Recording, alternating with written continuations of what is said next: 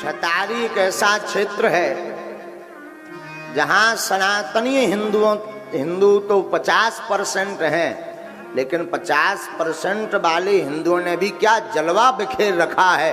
पूरे भारत के लोग छतारी में कथा सुनने आ रहे हैं। हम दो भी हैं तो क्या कम हैं, इसीलिए तो दुनिया को हमसे गम है। इसीलिए ये तो दुनिया को हमसे गम है, इसलिए प्रत्येक हिंदू एटम बम है। बोलो सीताराम। जो है तो कल हमने आपको कथा क्रम में कहा था साधु वाणी पर चर्चा करेंगे। साधु को क्यों मानना चाहिए, साधु की वाणी कितनी फलीभूत होती, सुनिए। ना हम बसामि वैकुंठे योगिनां हृदयेन च मद्भक्ता यत्र गायन्ति तत्र तिष्ठामि नारद। भगवान कहते सुनो भाई, ना तो हम वैकुंठ में रहते ना योगियों के हृदय में, और आप कहाँ रहते हो? भगवान बोले मद भक्ता यत्र गायन्ति तत्र तिष्ठामि नारद। हमारे भक्त जहां हमारा गायन करते, भगवान कहते हम वहीं जाकर के बैठ जाते हैं। संतों की वाणी पर भगवान विचार करते, संत जो कह देते वो सत्य हो जाता है। ये पृथ्वी भी संतों के प्रताप के कारण ही टिकी है। और एक बात मेरे पागलों, तुम अपनी जिंदगी में याद रखना, भगवान को देखा या नहीं देखा इस विषय पर तो हम बहुत कुछ नहीं बोलेंगे, बहुत मौन होकर के तुमको नहीं बोलेंगे। सिर्फ एक शब्द में ये कहेंगे, भगवान को देखने की कभी भी नौबत आवे तो माता पिता गुरु ब्रह्मा विष्णु महेश ये त्रिदेव के दर्शन है। हाँ, माता पिता और गुरु ये तीन देव, कौन कौन? ब्रह्मा विष्णु और महेश, ये त्रिदेव के दर्शन। आप कहोगे महाराज जी सिद्ध करके बताओ, तो पुराणों की चर्चा नहीं, हमारा मत कहता है मां जन्म देने का कार्य करती है तो वो ब्रह्मा है, क्योंकि बनाते जन्म देते ब्रह्मा भी। विष्णु भगवान विश्व का पालन करते तो वो पिता है, क्योंकि पालन पोषण की जिम्मेदारी पिता पर होती। और भगवान शिव गलती करने पर दंड देते, संहार करते, तो वो अधिकार गुरुदेव को है। गुरुदेव गलती करने पर शिष्य को डांट देता, यही ब्रह्मा विष्णु महेश हैं। मेरे साधुओं, मेरे पागलों, तुमने मंदिर के भगवान देखे या नहीं देखे मुझे खबर नहीं, पर कभी तुम्हें भगवान देखने का मौका मिले तो बाहर मत भागना।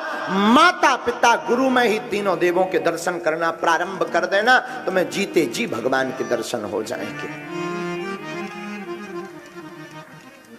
लेकिन हम लोग मंदिर में भगवान को खोजते।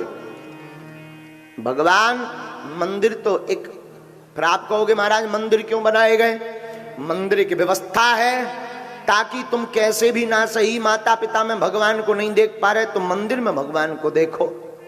तुम्हें अगर भगवान को पाना है तो पहले मंदिर जाओ, तब तुम्हारी दृष्टि फिर जहां जाएगी वहां तुम्हें मंदिर नजर आएगा।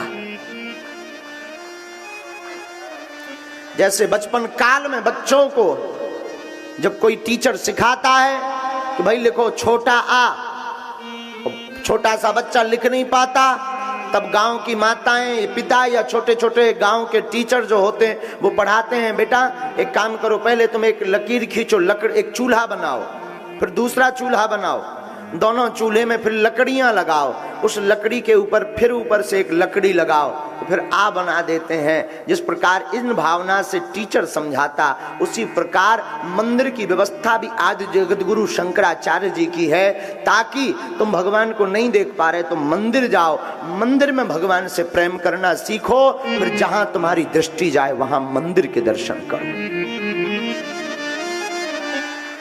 तो माता पिता और फिर अंत में गुरु, गुरु का अर्थ संत भी होता है। याद रखना, संत की वाणी पर भगवान को विचार करना पड़ता है। और मेरे पागलो, तुम संसार की निंदा करना, हम मानते हैं कि कुछ संत कालनेमी होते पर सब नहीं होते हैं। याद रखना, कुछ संत पूज्य देवराहा वाले बाबा रामकृष्ण परमहंस, पूज्य श्री नीम करोली बाबा, पूज्य श्री स्वामी विवेकानंद जैसे महापुरुष भी होते हैं। कुछ संत जगतगुरु तुलसी पीठाधीश्वर महाराज जी जैसे भी होते हैं। इसलिए मेरे पागलों, तुम अपनी जिंदगी में आज की कथा से एक सूत्र जीवन में लेकर जाना। हम किसी संत की स्तुति नहीं कर सकते तो निंदा करने का अधिकार भी नहीं है। आज वर्तमान में एक संत दूसरे संत को खाए जा रहा है। आज वर्तमान में संतों की अवहेलना दूसरे धर्म से ज्यादा करने वाले लोग सनातन के लोग हैं। माफ करना, तुम्हें दिखाई देने में लगता होगा कि हमने अवहेलना की, बुराई की, निंदा की, मेरा कुछ नहीं बिगड़ा, ये सब पाखंडी हैं। माफ करना मेरे पागल। साधु या बुद्ध पुरुष तुरंत कुछ नहीं दिखाता, ये मौन होकर के अपने इष्ट को सौंप देता कि प्रभु मैं तो कुछ जानता नहीं, बस तू जान। और भगवान की ऐसी लीला होती कि जिंदगी में तुझे बहुत बुरा भोगना पड़ता है प्यारे। इसलिए आज की कथा में एक बात गांठ बांध कर जाना, छतारी के पागलों, कभी भी भूल कर किसी संत की निंदा मत करना। हम मानते हैं संत विचित्र होते हैं, लेकिन सब नहीं होते हैं। उनका कर्म उनको खाएगा। हमसे एक पत्रकार किसी अमुक महापुरुष के बारे में पूछ रहा था कि आप उनके बारे में क्या कहना चाहते, वो आपकी बहुत बुराई कर रहे हैं। उसने नाम लेकर पूछा, हमने उनको कहा कि धन्यवाद, जो जैसा करेगा सो वो पाएगा। हम जो करेंगे वो हम पाएंगे, तुम जो करोगे वो तुम पाओगे।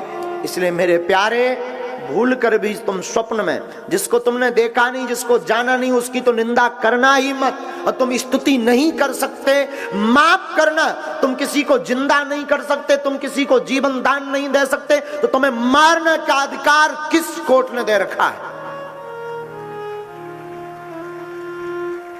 तुम अगर स्तुति नहीं कर सकते, तुम प्रशंसा नहीं कर सकते, तो तुम्हें निंदा करने का अधिकार भी किसने दिया है? और ये बात बहुत कड़वी है।